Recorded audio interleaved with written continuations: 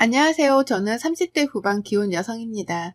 저의 소개를 간략하게 드리자면 저는 결혼한 지 5년 정도 되었습니다.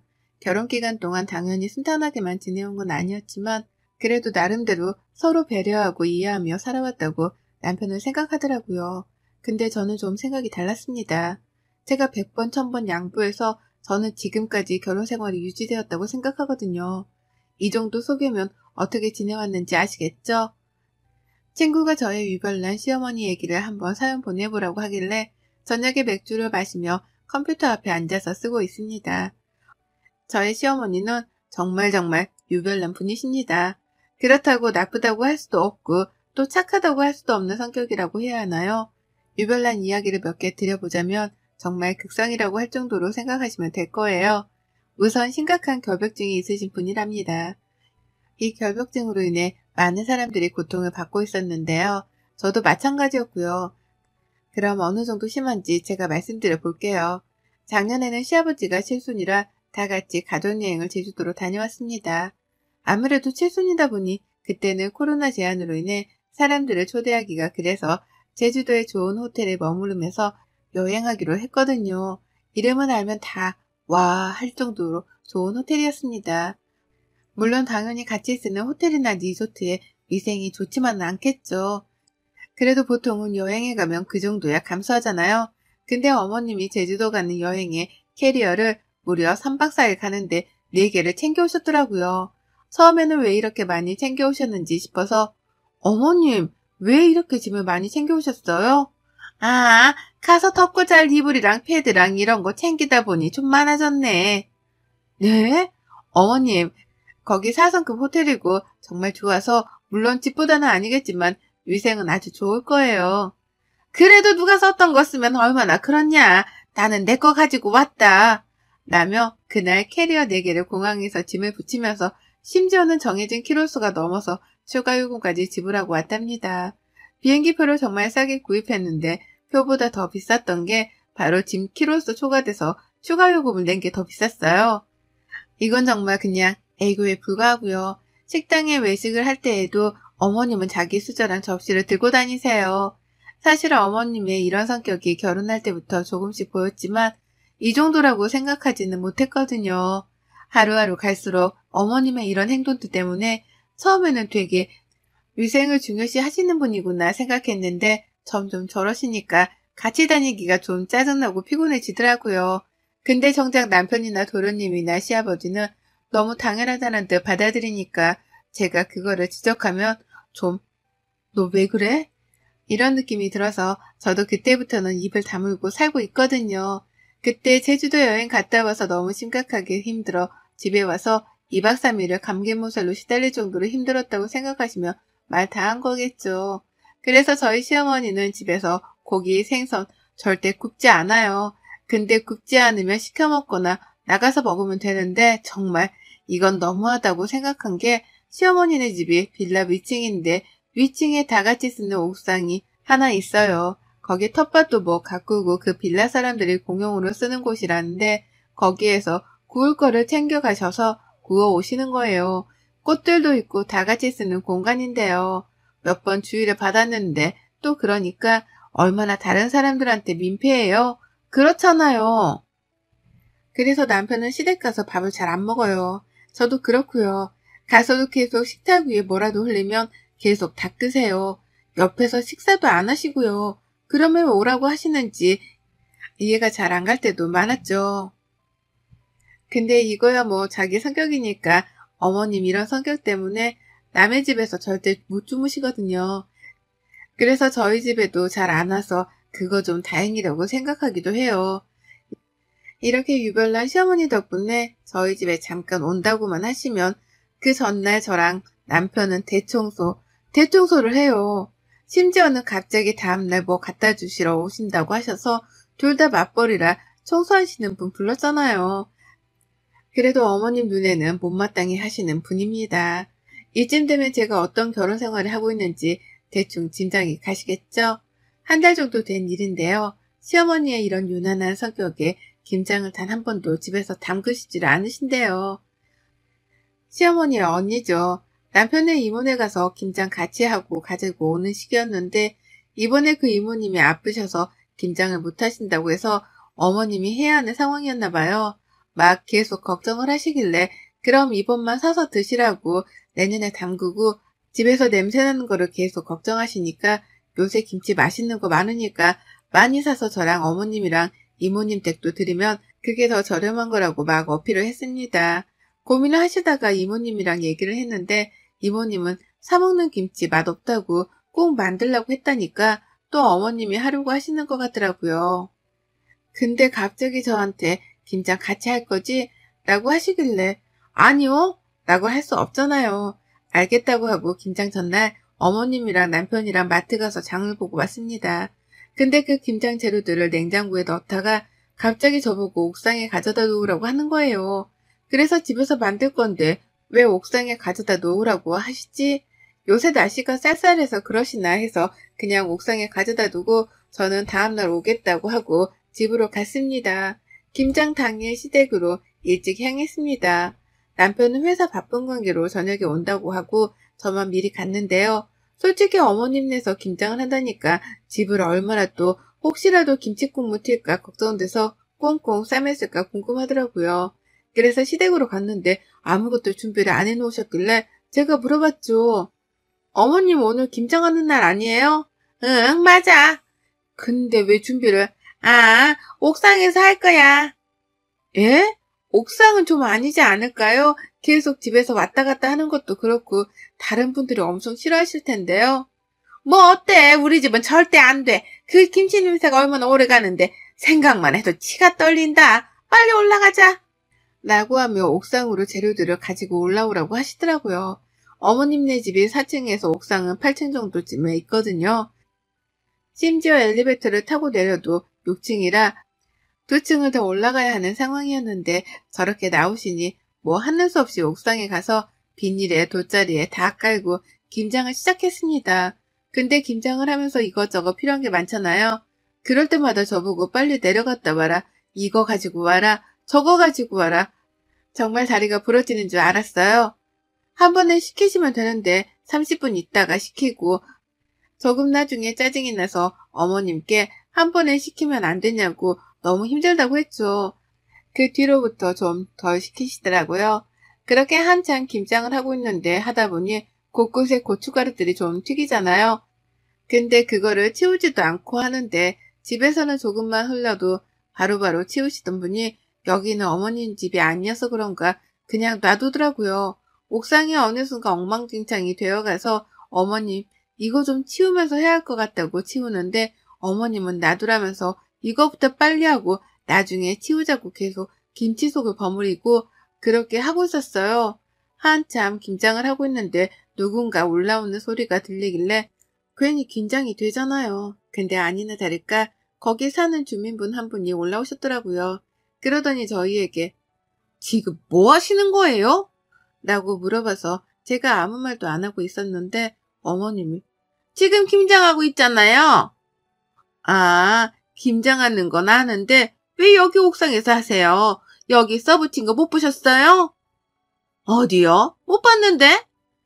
여기 앞에 공용으로 쓰는 곳이라 음식을 해먹거나 그런 건 안 된다고 써붙였는데 지금 여기서 뭐 하시는 거예요? 다 같이 쓰는 공간이고 여기 꽃도 많고 텃밭도 가꾸시는 분들이 있는데 빨리 집으로 가서 하세요. 거의 다 끝났어요. 오늘만 봐줘요. 내려가시라니깐요. 이렇게 하면 다른 분들한테도 이러시는 거 알릴 거예요. 에이 왜 그래요. 금방 끝나는데 그러네. 우리 집이 작으니까 여기서 하는 거지 뭐. 좋은 게 좋은 거잖아요. 정말 내려가시라니깐요. 지금 여기를 보세요. 곳곳에 다 김치 국물이 튀고 있고 난리가 아닌데. 아고 그건 내가 치울 거니 걱정 하덜덜 말아요. 라며 계속 둘의 이야기가 오고 갔습니다. 그래서 제가 보다 못해 어머님께 어머님 나머지는 집에 가서 해요. 여기 다 같이 쓰는 공간인데 이러면 안 될 것 같아요. 뭐가 안 되긴 한데 나도 여기 주민인데 공용시설로 쓰는 거면 나도 써도 되는 거지. 나 여기 집주인인데 라고 계속 무자비하게 나오시더라고요. 그 주민분이 안 되겠다고 생각하셨는지 여기 빌라 반장님이 있다고 그분에게 전화하시는 것 같더라고요. 어머님은 그런데도 아랑곳하지 않고 계속 만드니 저로서는 정말 미치고 환장하겠더라고요. 한 15분쯤이 지났나 그 반장님이 올라오더니 막 버럭 화를 내시더라고요.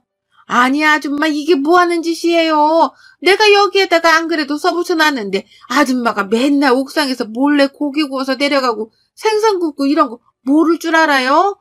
그래도 여기 사는 사람이니까 이해해 주려고 하는데 도대체 왜 여기서 음식을 하세요? 남들 다 쓰는 공간인데요. 여기 다 같이 쓰는 공간이니 나도 쓴 거잖아요. 뭐가 문제인데?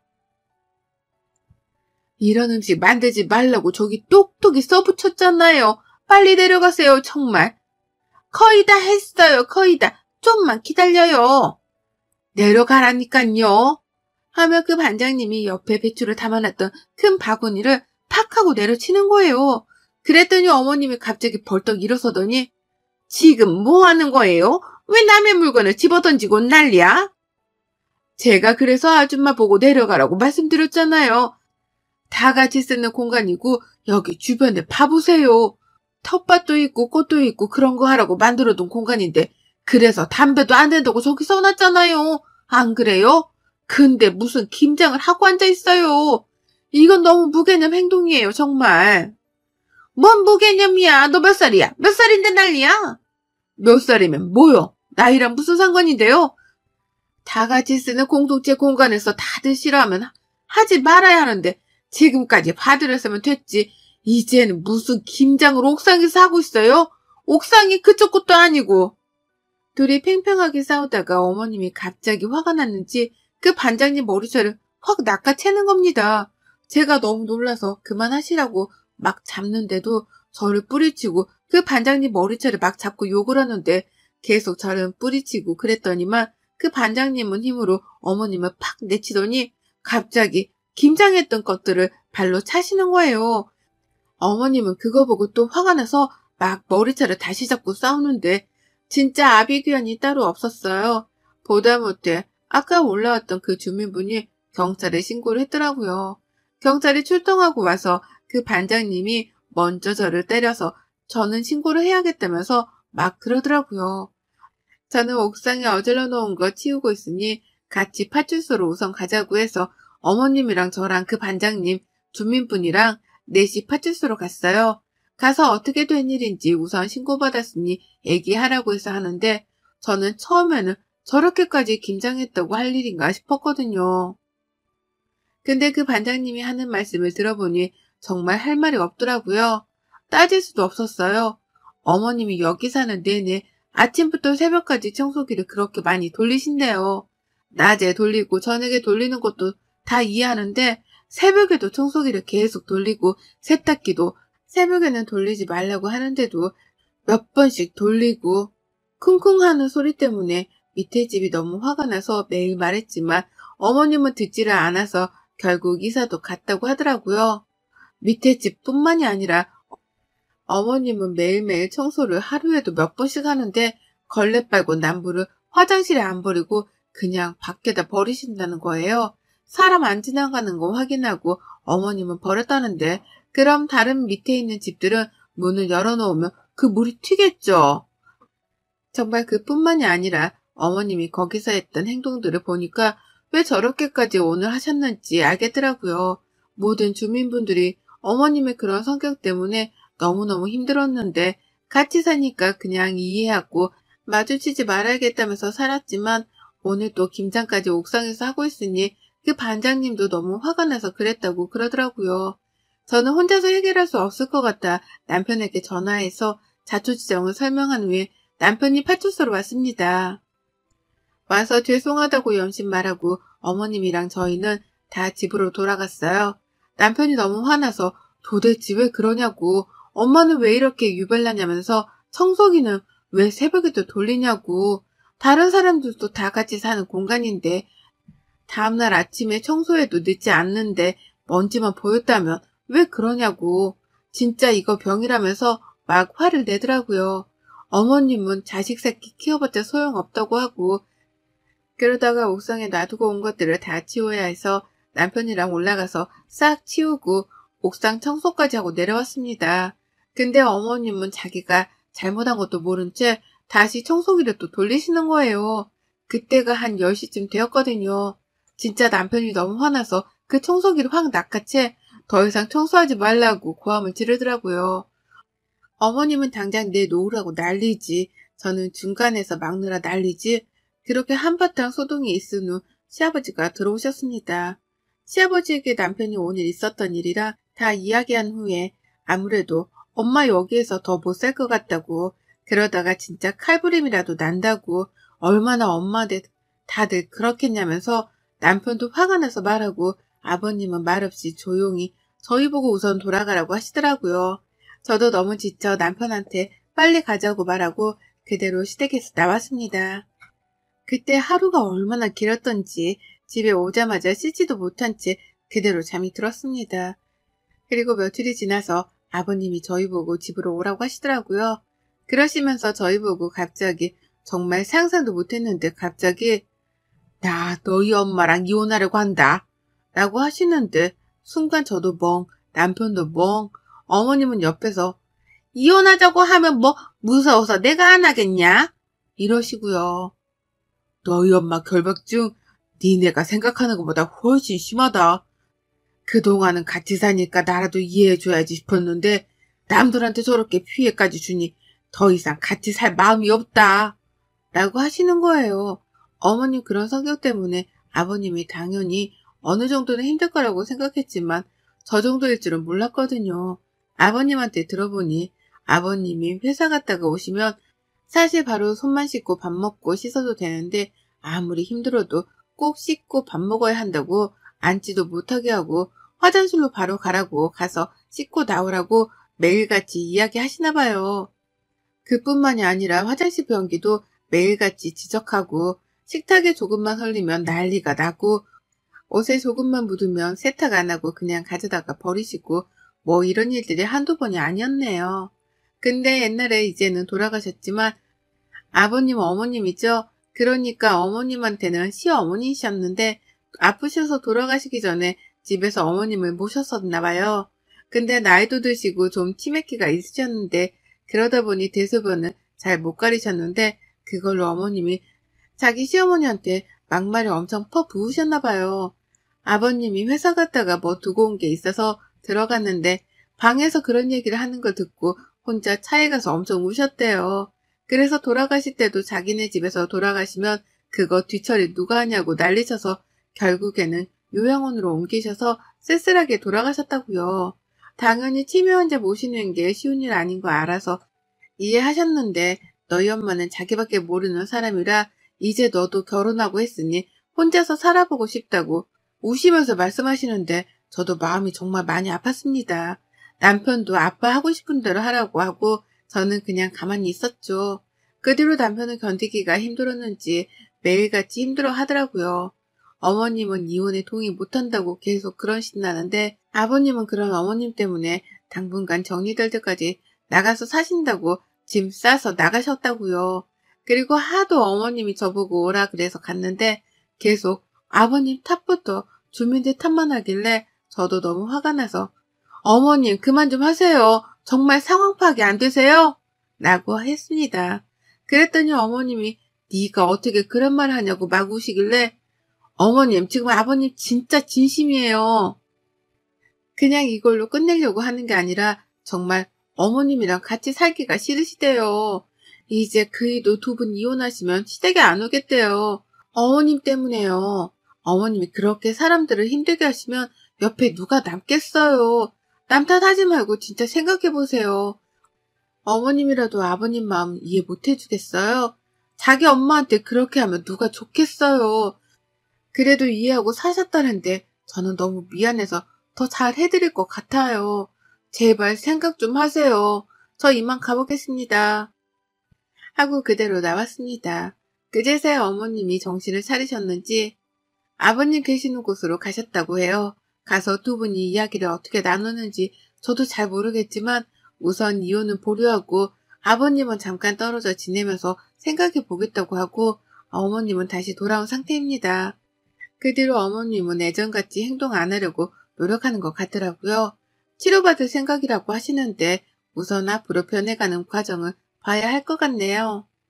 이렇게 별난 시어머니 덕분에 저는 생전 처음으로 파출소도 가고 싸움도 하고 별일이 있었네요. 결혼이란 게 참 생각보다 많이 힘든 것 같아요. 근데 저보다 더 힘든 건 남편일 테니 남편이 이런 엄마를 둬서 미안하다고 우는 모습에 저도 괜시리 짠해졌네요. 앞으로 두 분이 어떻게 될지는 모르겠지만 어머님도 치료받으신다고 하니 좀 나아질 거라 믿습니다. 여러분의 시댁은 어떤 분들이신가요?